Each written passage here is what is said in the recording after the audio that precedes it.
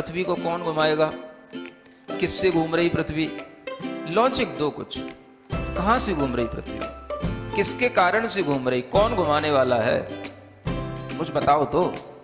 हवा घुमा रही है, कौन घुमा रहा है? हवा का घूमना है तो फिर हवा तो हमेशा अपनी डायरेक्शन बदलती रहती है। कभी पूरब से हवा चलती, कभी उत्तर से हवा चलती, तो कभी पृथ्वी इधर घूमेगी, कभी उधर घूमनी चाहिए। क्या घूमता है, कौन घुमाता है? अगर कोई पृथ्वी को, और जिसकी भी स्पीड बताई जाती है लाखों किलोमीटर में, वो इसकी जो है स्पीड से घूम रही है, इतनी स्पीड से अगर कोई चीज घूमेगी तो उसके आश्रित रहने वाला जो जल होगा, समुद्र होगा, उनका पानी कहां जाएगा?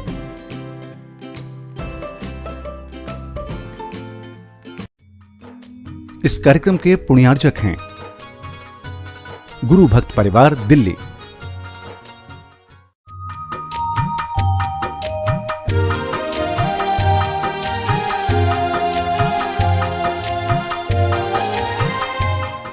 ओम अरहम नमः।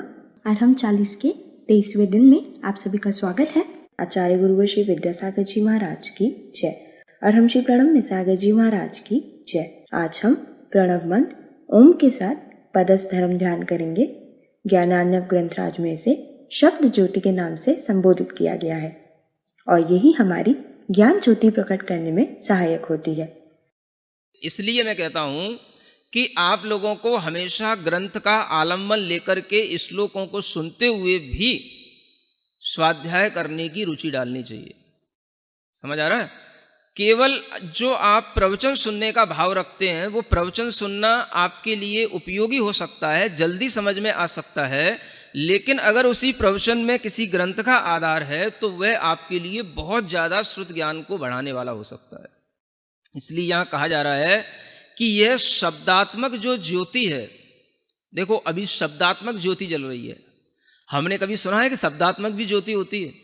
हमने तो हमेशा सुना है कि ज्योति ज्ञानात्मक होती है। आचार्यों ने हमेशा ज्ञान ज्योति की बात कही है। जब भी आप कहीं दीपक जलाते हो तो कहते हो भाई ज्ञान ज्योति। तो ये भी यहां बताया जा रहा है ज्ञानार्णव शब्दात्मकम ज्योति। पहले शब्द ज्योति की जरूरत है। शब्द ज्योति आपके अंदर आएगी तो वो शब्द ज्योति से ही ज्ञान ज्योति प्रकट होगी। शब्द नहीं है, कुछ आपके अंदर शब्द का अर्थ ही नहीं आ रहा है, तो ज्ञान कहां अपने आप से थोड़ी ना कोई प्रकट हो जाएगा। तो पहले शब्द ज्योति, केवल ज्ञान ज्योति। लेकिन केवल ज्ञान ज्योति से भी ये शब्दात्मक जो ज्योति निकली है, इस शब्दात्मक ज्योति को अगर हम अपने अंदर धारण करते हैं तो हमारे अंदर एक संबंध बनता है, जिस संबंध को कहा जाता है वाच्य वाचक संबंध। ये संबंध जो शब्दों से और अर्थों से जो संबंध होता है, उस संबंध को बोलते हैं वाच्य वाचक संबंध। कमर सीधी, गर्दन सीधी, आंखें बंद रखें, चेहरे को प्रसन्न बनाएं, गहरी लंबी श्वास हृदय तक ले जाकर रोकें। महसूस करें हमारा मन प्रसन्न है। हृदय में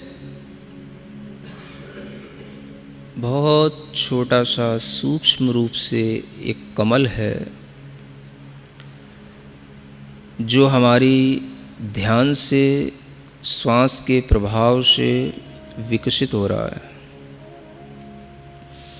फिर से गहरी लंबी श्वास लें, हृदय स्थान पर रोकें और महसूस करें एक सुंदर सा कमल हमारे हृदय स्थान पर विकसित होता हुआ हमें दिखाई दे रहा है। इस कमल की कर्णिका पर ओम अक्षर का स्मरण करें, ओमकार का स्मरण करें।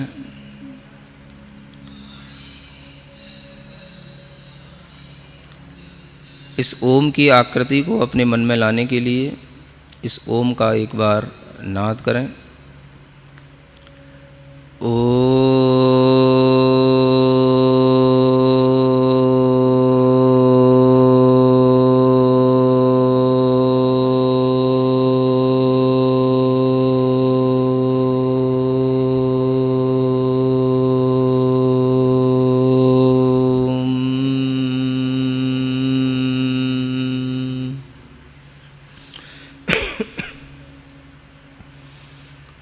पूरी गहरी लंबी श्वास लेते हुए थोड़ा सा कुंभक का भी अभ्यास करें। गहरी लंबी श्वास अपने नाभि स्थान तक ले जाएं और उस श्वास को थोड़ी देर रोकें, धीमे धीमे श्वास को छोड़ें।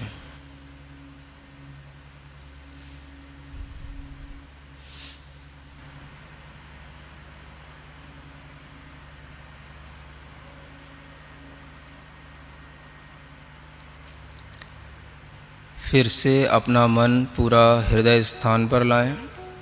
हृदय कमल की मध्य कर्णिका पर ओंकार का स्मरण करें। उस कमल के चारों ओर बहुत सारे पत्ते हैं, दल हैं, कमल की पाखुड़ियाँ खिली हुई हैं। उन पाखुड़ियों पर हम स्वर और व्यंजनों का स्मरण करेंगे। पहली पाखुड़ी पर स्वरों का अंकन्यास करें। अ आ, इ ई, उ ऊ, री रि री, लिरी लिरी, ए ऐ, ओ औ, अंग ह। उसी के बगल में दूसरी पाखुड़ी पर क वर्ग का पूरा उल्लेख करें। क ऊपर से कमल दल की पाखुड़ी के ऊपरी सिरे से निचले सिरे की ओर लाते हुए कर्णिका की ओर आते हुए क, उसके नीचे ख, ग, घ, ञ। उसी के बगल में च वर्ग च, छ, ज, झ, ङ। उसी के बगल में ट वर्ग ट, ठ, ड, ढ, ण।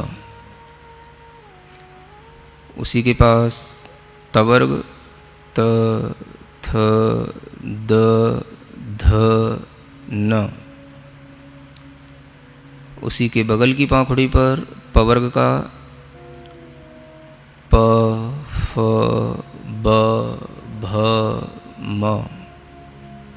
उसी के बगल में य, र, ल, व।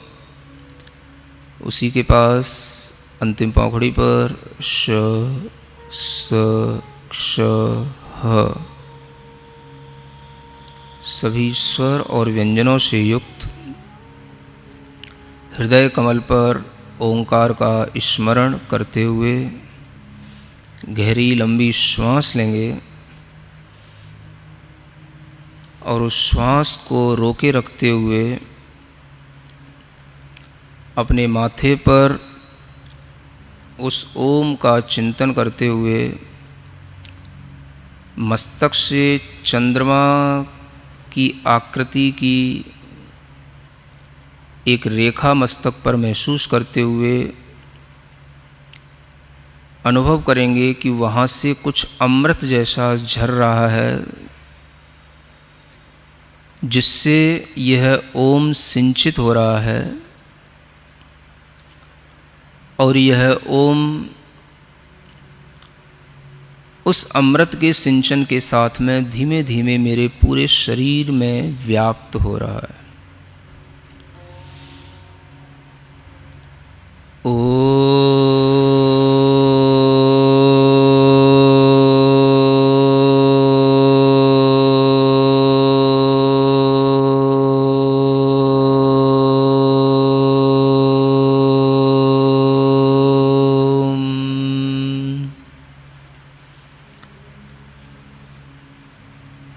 जो सफ़ेद रंग का ओम है, अमृत से सिंचित हुआ है, माथे के पास से झरता हुआ पूरे शरीर में फैल रहा है, उस सफ़ेद रंग के प्रकाश का, सफ़ेद रंग की आभा का पूरे शरीर में अनुभव करेंगे।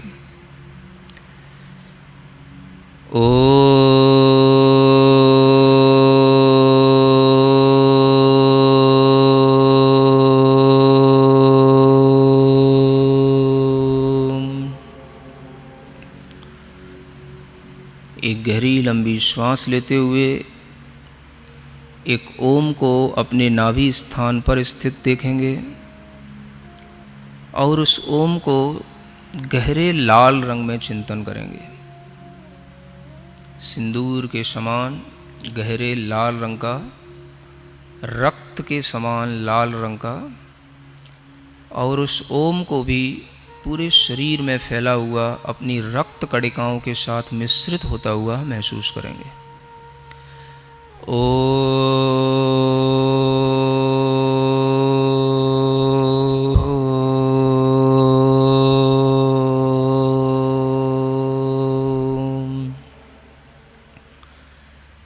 महसूस करें हमारे शरीर में जो ब्लड होता है उसमें दो ही प्रकार के सेल्स होते हैं, वाइट और रेड। और ओम के दोनों प्रकार के रंगों के स्मरण से हमारे ब्लड के सभी सेल्स बिल्कुल बैलेंस्ड हो रहे हैं, सभी में एनर्जी आ रही है। हमारे पूरे शरीर के अंदर ब्लड में इस ओम की शक्ति, ऊष्मा का प्रवाह निरंतर घुल रहा है। सफ़ेद और लाल रंग की वह रक्त कोशिकाएं अपना काम पूर्ण रूप से सही कर रही हैं। जब भी कभी इन ब्लड सेल्स में कमी आ जाती है तभी कैंसर, ट्यूमर, अनेक तरह के ब्लड के कैंसर, ब्लड की प्रॉब्लम्स, ये सब रोग इसी कारण से उत्पन्न होते हैं। इसलिए लाल और सफ़ेद रंग दोनों से मिश्रित हुआ ओम का ध्यान अपने पूरे शरीर के अंदर करें। कोई भी शरीर के अंग में वह स्थान न रह जाए जहाँ पर यह लाल और सफ़ेद रंग का प्रकाश घुल मिल न रहा हो। पूरे जोर के साथ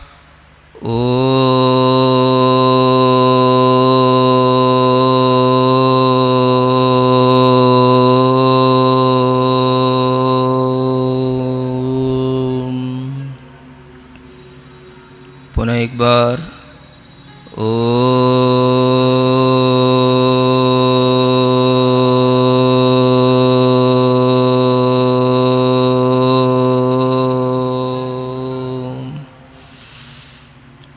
देखें पूरे शरीर के अंदर एक महातत्व फैला हुआ है, महामंत्र है, महाबीज पद है जो बहुत प्रभाव से संपन्न है। इस मंत्र के पूरे शरीर में फैल जाने पर अब हमें कोई भी असाध्य रोग पीड़ित नहीं कर सकता। मैं हर प्रकार के रोग से लड़ने की क्षमता से युक्त हूँ। भावना करें, मैं हर तरह की बीमारी से लड़ने में समर्थ हूँ। कोई भी वायरस का प्रभाव मेरे शरीर पर, मेरी ब्लड सेल्स पर नहीं पड़ सकता। पूरे शरीर के अंदर मैं ओम को, ओम की ऊर्जा को अनुभव कर रहा हूँ। महसूस करते रहें, लाल रंग का प्रकाश नाभि से उत्पन्न हुआ है, सफ़ेद रंग का प्रकाश मस्तक से उत्पन्न हुआ है और वह ओम पूरे शरीर में इन दोनों प्रकार के रंगों से घुल मिल रहा है। गहरी लंबी श्वास लें। श्वास को कुंभक की तरह पेट में रोक के रखें। विचार करें, यह शरीर मैं नहीं हूँ, मैं चैतन्य आत्मा हूँ। मेरे कर्मों के कारण से मुझे यह शरीर मिला है। मैं इस ओम की अग्नि से उन सब कर्मों को जो पूरे चैतन्य आत्मा में लगे हुए हैं उनको जला रहा हूँ। उन कर्मों से अपनी चैतन्य आत्मा को मुक्त कर रहा हूँ।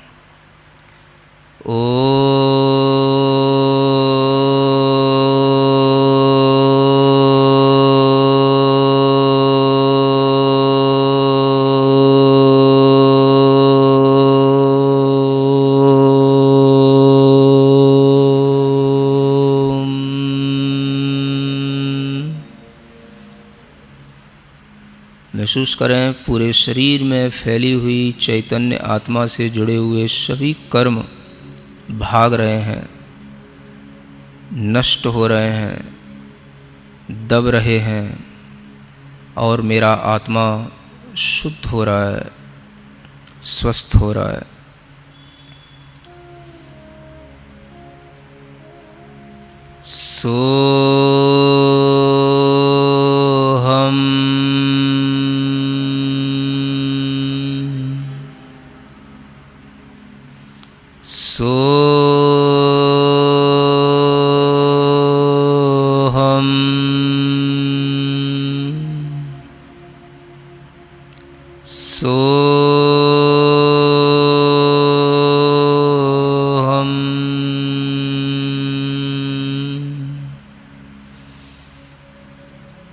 पूरे शरीर में स्वस्थता महसूस करें, मन को प्रसन्न महसूस करें और चैतन्य आत्मा को कर्मों से रहित शुद्ध महसूस करें।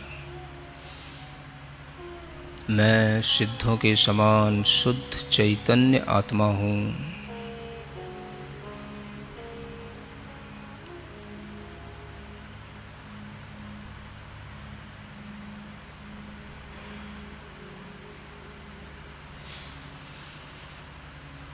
अपनी दोनों हथेलियाँ घिसकर आँखों पर रखें। ओम अरहम परम शांति। पूरे शरीर में अपने हाथ का स्पर्श करके जो भी लोग कहीं पर रोगी होकर के दुखी हैं, जिनको अनेक तरह के कोरोना, कैंसर आदि की बीमारियां हैं, उन सब के लिए अपनी यह शुद्ध ऊर्जा, शुद्ध भावना पहुंचाएं और भावना करें, सर्वे भवन्तु सुखिनः, सर्वे सन्तु निरामयाः, सर्वे भवन्तु सुखिनः, सर्वे सन्तु निरामयाः, जीवन्तु जन्तवः सर्वे, जीवन्तु जन्तवः सर्वे, व्याधिव्यसनवर्जितं, व्याधिव्यसनवर्जितम्।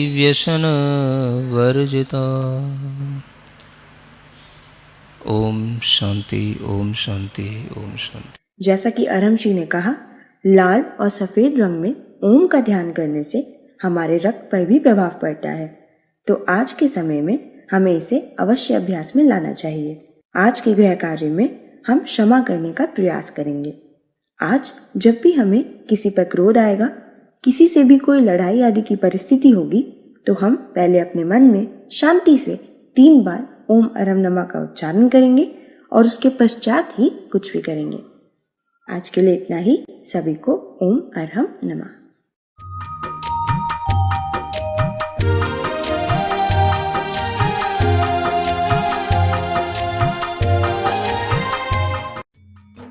इस कार्यक्रम के पुण्यार्जक थे गुरु भक्त परिवार, दिल्ली।